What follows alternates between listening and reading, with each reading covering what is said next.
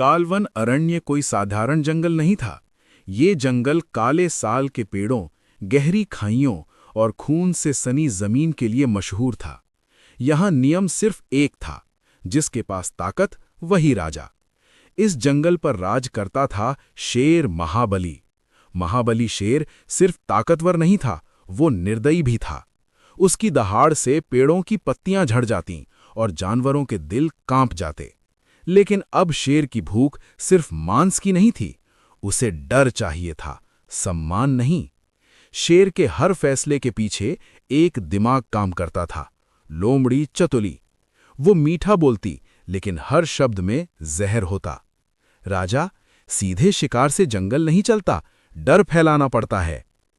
कालवन अरण्य के किनारे एक हरी घास की ढलान पर रहती थी गाय गौरी। वो किसी से नहीं लड़ती थी, न राजनीति समझती थी।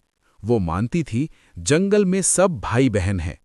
उसे नहीं पता था कि उसकी शांति जल्द ही शिकार बनने वाली है। जंगल का सबसे मजाक उड़ाया जाने वाला जानवर था गधा ढोलू। इसका दिमाग घास से भरा है, सब कहते। लेकिन ढोलू की सबसे बड़ी ताकत थी, वो सब देखता था, सब सुनता था।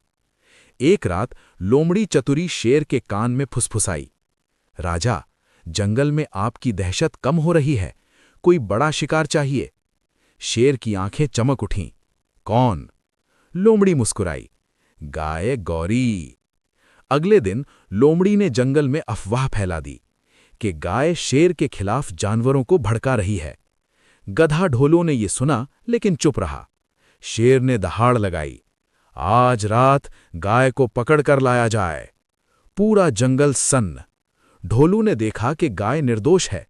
उसने लोमड़ी को जाल बिछाते देखा। पहली बार गधे ने सोचा, अगर आज नहीं बोला तो जंगल खत्म हो जाएगा। अंधेरी रात, हवा सन्नाटा चीर रही थी। गाय तालाब पर पानी पी रही थी। अचानक शेर ने छलांग लगाई। उसी पल गधा ढोलू जोर से चिल्लाया, रुको राजा, सच सुनो। पूरा जंगल ठहर गया। ढोलू ने सब बता दिया, अफवाह, चाल, साजिश। जानवरों में खलबली। शेर ने लोमड़ी की तरफ देखा। पहली बार उसे समझ आया कि मैं राजा नहीं, मोहरा था। शर्म और गुस्से में शेर जंगल छोड़ गया। जानवरों ने मिलकर लोमड़ी को जंगल से बाहर निकाल दिया। कालवन अरण्य में अब कोई राजा नहीं था, सिर्फ एक नियम था, ताकत से नहीं, सच से जंगल चलेगा। आज भी कालवन अरण्य में गधे की कहानी सुनाई जाती है कि जो सबसे मूर्ख समझा जाता है, वही सबसे समझदार निकलता है। शेर महाबली जंगल छोड़ चुका था।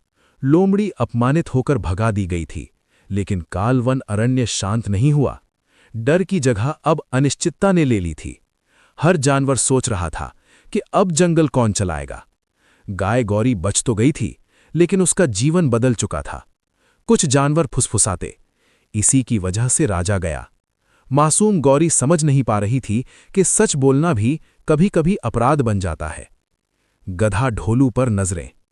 पहली बार जंगल के जानवर गधे को इज्जत से देखने लगे, लेकिन हर इज्जत खतरे के साथ आती है। कुछ ताकतवर जानवर बोले, अगर गधा बोल सकता है तो कल हमें भी कटघरे में खड़ा करेगा। जंगल से बाहर काली पहाड़ी के पीछे लोमड़ी चतुरी रुकी हुई थी। उसकी आंखों में शर्म नहीं, सिर्फ बदला था। कालवन अरण्य मुझे यूं ही नहीं भूल पाएगा, उसने फैसला किया। अब हमला सामने से नहीं, अंदर से होगा। लोमड़ी ने जंगल के सीमावर्ती इलाके से भेड़िया क्रूरदंत को उकसाया। भेड़िया ताकतवर था, लेकिन दिमाग से कमजोर। लोमड़ी बोली, भेड़िया बिना राजा के कमजोर है, तुम राजा बन सकते हो। भेड़िया तैयार हो गया। एक एक कर छोटे जानवर गायब होने लगे। किसी को पता नहीं चलता, लेकिन हर बार भेड़िए के पंजों के निशान मिलते। डर फिर लौट आया। लोमड़ी ने चाल चली, अफवाह फैलाई कि गधा ढोलू जानवरों को भेड़िए के खिलाफ भड़का रहा है। भीड़ का गुस्सा फिर से गलत दिशा में मुड़ गया। पहली बार गाय गौरी आगे आई, अगर आज सच बोलने वाले को चुप करा दिया तो कल सब बारी बारी से मरेंगे। जंगल में सन्नाटा। उसी रात दूर पहाड़ियों से एक दहाड़ सुनाई दी। महाबली शेर नहीं, लेकिन उसकी याद। भेड़िया डर गया। गधे ढोलू ने सबूत दिखाए। पंजों के निशान, झूठी अफवाहें, लोमड़ी की चाल। अब की बार जानवरों की आंखें खुल चुकी थीं। भेड़िया पकड़ा गया। लोमड़ी फिर घिरी। इस बार कोई दया नहीं। उन्हें कालवन अरण्य से हमेशा के लिए निकाल दिया गया।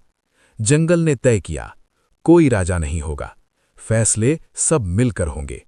गधा ढोलू नेतृत्व में नहीं, न्याय की आवाज बन गया। गाय गौरी अब कमजोर नहीं समझी जाती, वो साहस की पहचान बन